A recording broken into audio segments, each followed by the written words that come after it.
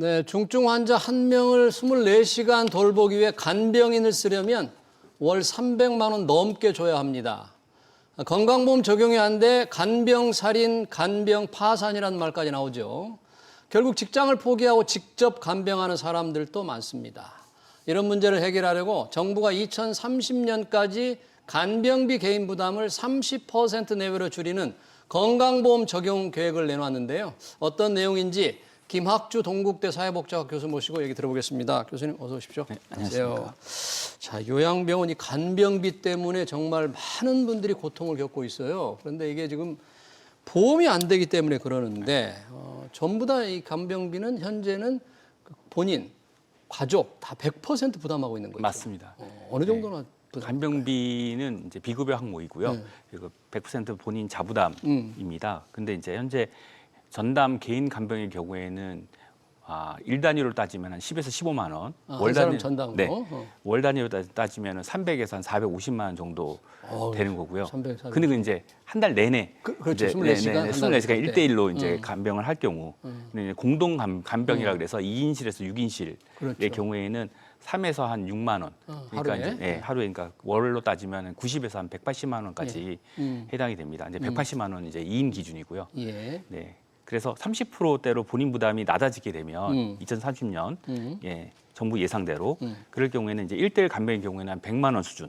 1대1로 가면 100만 원. 2030년 기준으로. 300에서 450만 원이 100만 원으로 떨어지고 그리고 공동 간병의 경우에는 36만 원 정도로 줄어들게 되는 거죠. 네. 지금 2인실 또는 4인실 공동 간병의 경우에도 사실 뭐 아까 80만 원, 100만 원 이상만 돼도 사실 굉장히 부담스럽거든요. 맞습니다. 형제 간에 자매 간에 어떻게 나눠낼지도 그 상당히 많은 논란이 되는데 그러면 이제 내년 하반기부터 건강보험 적용을 한다면 어떻게 정부는 이제 단계적으로 하는 거잖아요. 그렇죠. 내년 하반기는 어떤 대상으로 어떻게 하는 겁니까?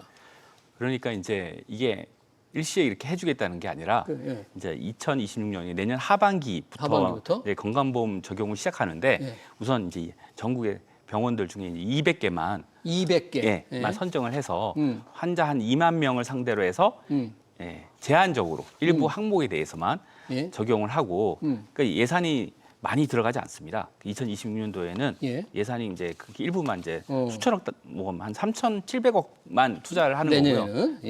그리고 이제 2030년 최종적으로 500개 병원 500개. 네, 이 또한 또 이제 환자 6만 명을 기준으로 하는 겁니다. 6만 명. 그 6만 명은 사실 이제 전체 입원 환자를 대상으로 하는 것이 아니라 일부 중증 환자들 대상으로 본인 부담률 30%로 조정해주겠다 이렇게 얘기를 하는 거고요. 그 내년에는 200개 요양병원에 2만 명. 그리고 목표가 2030년에는 500개 병원에 6만 명. 그런데 중증 환자가 지금도 한 20만 명 넘죠. 맞습니다. 일부만 되는 거잖아요. 그러니까 이게 이제 사실 어떻게 고를까요?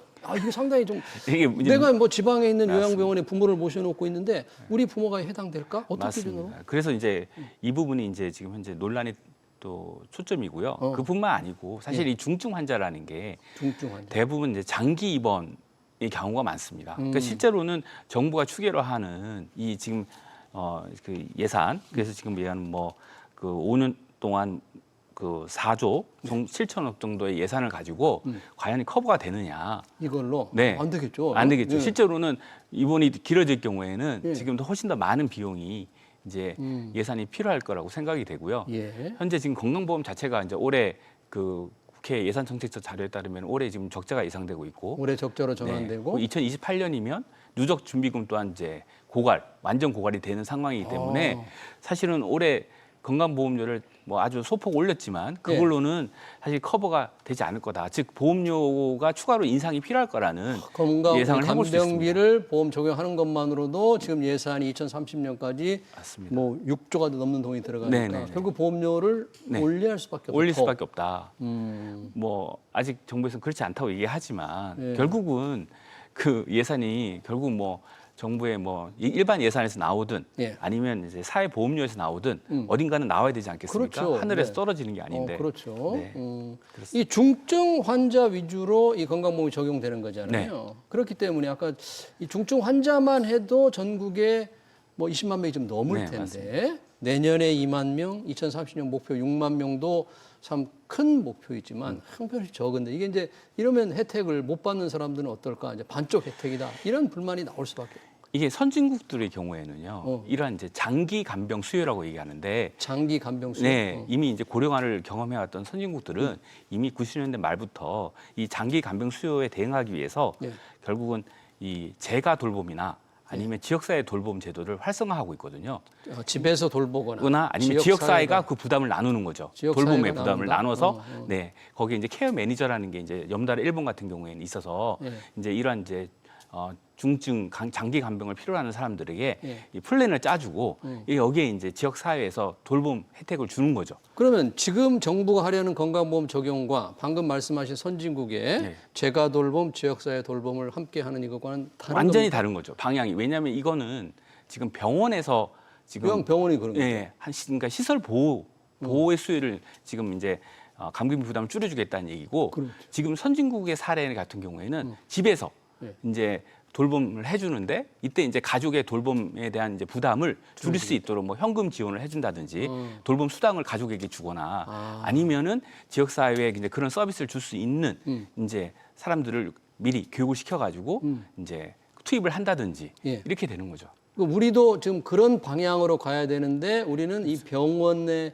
환자들만 대상으로 한다는 게 좀 방향이 잘못됐다. 일부에만 사실은 이게 일부만 할 수밖에 없는 게. 네.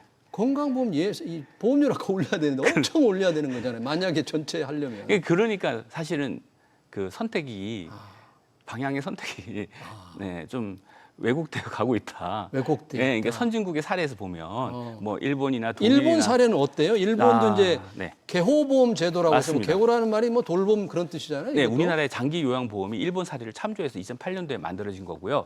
일본은 2000년도에 이제 개호보험을 도입을 했는데 일본의 경우에는 이제 이 간병비 부담을 이렇게 삭감하는 쪽이 아니라 이 개호보험, 그러니까 우리나라 장기 요양보험에서 사실은 관리를 하고 있고요. 지금 우리의 간병비 부담을 줄이겠다는 것은 건강보험에서 이제 이 혜택을 주겠다는 거고, 일본의 경우에는 장기 요양보험인 개호보험에서 하고 있는데, 장기 요양보험. 네, 이 또한 이제 아까 이제 입원비를 이제 삭감하는 것이 아니라 그 실제로는 그 케어 매니지먼트 시스템을 만들어 가지고 이들에게 이제 재가 돌봄이나 지역사회 돌봄을 활성화하는 제도를 가지고 있습니다. 그래서 이제 젊은 층들을 대상으로 이런 요양 이제 보호사가 되고 싶어하는 젊은 층 대상으로 해서 장기적으로 이들을 육성하고 이들을 하고 있죠. 우리나라는 이 지금 간병인을 실제로 이제 우리가 요양보호사라고 하지 않습니까? 요양보호사. 이 요양보호사들이 이미 고령층 여성분들이 대부분입니다. 지금도 좀 그렇죠. 네. 요양보호사 하는 분들도 연세가 많으시잖아요. 그래서 정부에서 지금 추진하고 있는 뭐 4인실 기준으로 해서 3교대로 해서 서비스 지금 그렇게 바꾸려고 합니까? 정부는 어떻게 4인실 기준으로 한 분이 3교대로 돌려서 3교대로 돌려서 서비스 질을 높이겠다. 간병의 서비스 질을 높이겠다 얘기하지만 사실 지금 고령의 그 요양보호사 분들이 과연 그렇게 교대로 계속해서 장기 입원 환자들 대상으로 간병 서비스를 제공할 수 있느냐. 저 사실은 좀 의문이 있거든요. 그럼 간병인을 지금 구할 수가 없다 그런 얘기예요? 간병인을 부족하다 그런 그렇죠. 우리가 요양보호사들을 재교육시켜가지고 단순히 단기 재교육을 시켜가지고 투입을 하겠다. 이런 것이 이제 정부의 생각인데 생각인데 실제로는 그렇지 않을 거라는 거죠. 그리고 또 두 번째 문제는 지금 3교대 전환을 한다고 했는데 그렇게 되면 필요한 간병인 수가 현재 대비해서 최소 2~3배 증가해야 됩니다. 두세 배나 어떻게 그렇게 그런 필요한 인력을 2~3배 늘릴 수가 구할 수가 있어요? 그렇죠. 그러니까 이제 우리가 구체적인 수급 추계나 실행 계획이 뒤따라야 되는데 실제로는 그렇지 않은 거죠. 그리고 단기 재교육을 가지고 과연 이 간병 업무가 전문적인데 과연 그 숙련도를 맞출 수가 있느냐. 더군다나 지방의 요양병원의 경우에는 더 구하기가 어려울 것 같은데 그런 분들은 또 현재 국내에 체류하고 있는 뭐 외국인들을 좀 활용하겠다 이런 생각도 있는 것 같더라고요. 그 외국인 간병인을 고용하는 문제도 한번 여러 가지 문제가 있습니다. 사실 인사 문제나 노무 관리 문제 측면에서 봤을 때 특히 이제 지방에 특히 많은 이제 중소요양병원들이 많은데 이 중소요양병원들이 병원 인건비 구조상 과연 관리가 되느냐. 새로운 사실 행정 수요가 또 필요한 거죠.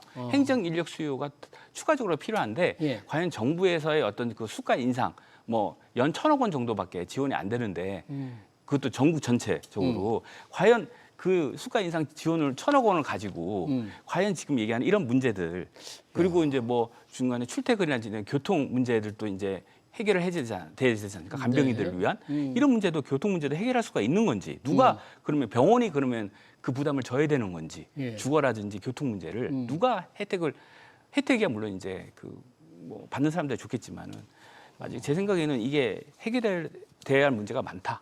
이렇게 해결할 과제가 너무 많네요. 교수님 말씀대로라면 여러 가지 간병인 수요도 있지 이렇게 좀 일부만 해당되는데 일부 적용하는 데를 저는 제일 궁금해 고르는 게 2000내년에 200개 2만 명인데 이게 조금 아무래도 중증 환자가 많은 요양병원을 고를 텐데 그러면 의료 시중 기능이 조금 낮은 작은 요양병원에도 중증 환자가 많단 말이죠. 맞습니다. 그런 분들은 이 간병보험을 적용받지 못하는 상황이 생길 수 있는데 이런 차별이라든지 이런 불균형 문제가 있지 않을까 싶어요. 당연히 이제 그 일부 선택적으로 혜택을 줄 수밖에 없고요. 지금 정부의 계획으로 상으로는 그리고 그 또한 이제 장기 입원을 할 경우 이 중증 환자들 대상으로 서비스를 주겠다고 했는데 장기 입원을 할 경우 어떻게 그 예산을 마련할 수 있는지 한번 정해질 경우 그분이 오랫동안 계시면 그러면 그 중간에 뭐 예를 들면 끊는다면 그 자체도 또 문제가 있을 거예요. 그리고 사실 이 뭐 영국이나 이런 경우에는 이제 아까 이제 여러 가지 가족 간병 수당 같은 것들을 지급을 하는데 그 또한 이제 소득이나 자산 기준으로 우리가 저소득층, 취약계층 위주로 혜택을 많이 주고 있거든요. 그런데 이제 그런 부분도 우리가 좀 참고를 해야 되지 않나 이런 생각이 듭니다. 그러면 이 건강보험 적용 대상을 고를 때 그런 것도 참고를 해야 된다. 네, 지금은 구체적으로 어떻게 그 2만 명을 환자를 고르고 중증 환자가 뭐 많은 곳을 고를 텐데 아무래도 제 걱정은 중증 환자가 비율이 적지만 맞습니다. 어느 지방 요양병원에 그 중증 환자는 대상인데도 못 받잖아요. 이게 사실 못 받는 분들은 사실은 단지 이제 뭐 주변에 병원이 없거나 아니면 이제 돈이 부족해서 그럴 수도 있지만 지방의 경우에는 접근성의 문제가 큽니다. 그 접근성의 문제를 어떻게 해결할 것인지 결국 그러면 접근성이 안 좋은 그런 지역에 사는 중증 환자들에게는 혜택이 가지 않고 그러니까 접근성이 상대적으로 유리한 그러한 이제 도시 지역의 중증 환자들 대상으로 서비스를 주게 된다면 그 또한 이제 우리가 말하는 불균형, 불평등의 문제가 또 제기될 수 있거든요. 더 예산의 문제입니까 결국은 아니면 재정의 문제 때문에 이런 조금 이게 예산이나 재정의 문제도 있지만 사실 근본적으로 우리가 어떻게 이 중증 고령 환자들의 장기 입원 수요를 어떻게 우리 사회가 어디가 이제 우리가 공평하게 해결할 것이냐 하는 데 대한 철학의 문제입니다. 이제 그게 선진국의 사례를 보면 이미 재가 돌봄 또는 지역사회 돌봄으로 가고 있는데 우리는 아직도 병원에서 그냥 그 간병비 부담을 줄이는 방향으로 간다는 거는 시설 보호 쪽으로 계속 가고자 한다는 것은 어떻게 보면 사람들 하여금 부담은 역시 가족이 져야 되는구나. 결국 간병비 부담을 줄이는 것 자체가 기본적인 간병 부담은 가족이 져야 되는구나. 이런 인식을 고착화시킬 수도 있는 거예요. 지역사회가 아니라.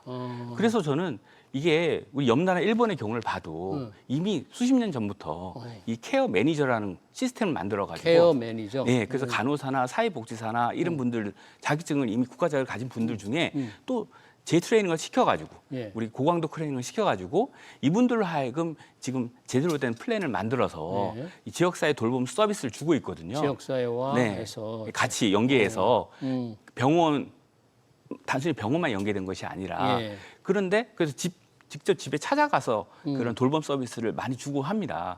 그런데 이제 아직도 이제 왜냐하면 이런 장기 입원이라고 하는 게 굉장히 돈이 많이 드는 거예요. 거기에는 뭐 식사도 들어가고 뭐 단순히 장소만이 아니라 그다음에 간호사라든지 의사라든지 여러 서비스가 같이 다 들어가야 되는 거거든요. 그래서 이 간병비 부담을 줄이는 게 단기적으로는 이 혜택을 일부에게 줄 수는 있지만 장기적으로 보면 우리 사회의 고령화가 지금 벌써 20%가 넘었고 65세 이상 인구가 10년 뒤에는 30%가 넘는데 이것이 우리가 가야 될 방향이 맞는가? 그 방향 근본적인 의문을 제기하시네요. 의문이 그런 게 학계에서 조금 많이 이런 그럼요. 많이 지적이 있습니다. 그럼요. 이미 선진국 사례를 보면 우리 사회가 왜 근데 우리는 그런 선택을 이런 걸 선택을 그렇게 할까요? 왜 그럴까요? 철학이 좀 다른가요? 이런 학계에서 주장하는 거? 그게 이제 부담을 줄이는 그 시기 자체가 내년 하반기로 되어 있고 내년 하반기. 네, 그리고 이제 그것도 이제 한 번에 줄이는 게 아니라 단계적으로 올리고 내년 하반기에는 이제 3,700억 원밖에 이제 예산이 배정이 그렇죠. 안 돼 있고 네, 실제로 200개 이제 병실. 조단위 예산이 들어가는 거는 2030년이 돼야 이제 가는 거기 때문에 사실 이게 어떻게 될지 중간에 잘